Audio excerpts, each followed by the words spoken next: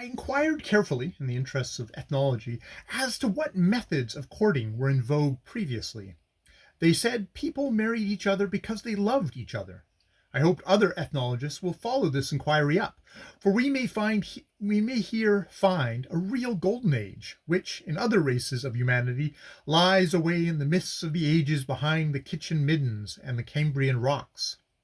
My own opinion in this matter is that the earliest courting methods of the Iguala involved a certain amount of effort on the man's part, a thing abhorrent to an Iguala.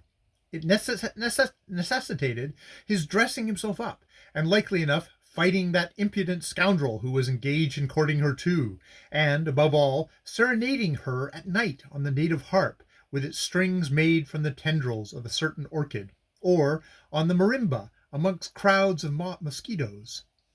Any institution that involved being out at night amongst crowds of those Lmbrn mosquitoes would have to disappear, let that institution be what it might.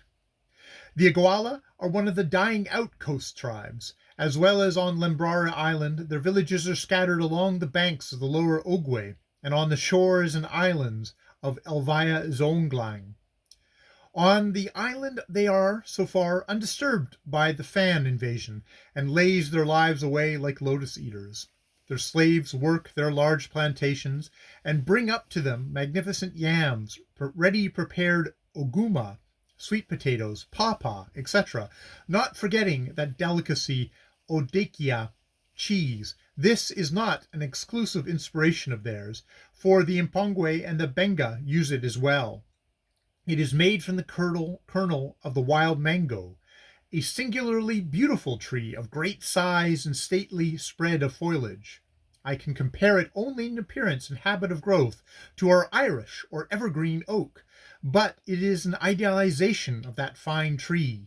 Its leaves are a softer, brighter, deeper green, and in due season, August, it is covered, not ostentatiously like the real mango, with great spikes of bloom, looking each like a gigantic head of mignonette, but with small yellow-green flowers tucked away under the leaves, filling the air with a soft, sweet perfume, and then falling on to the bare shaded ground beneath to make a deep piled carpet.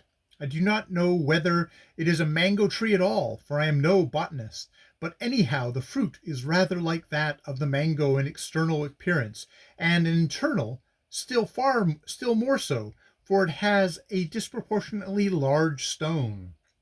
These stones are cracked and the kernel taken out.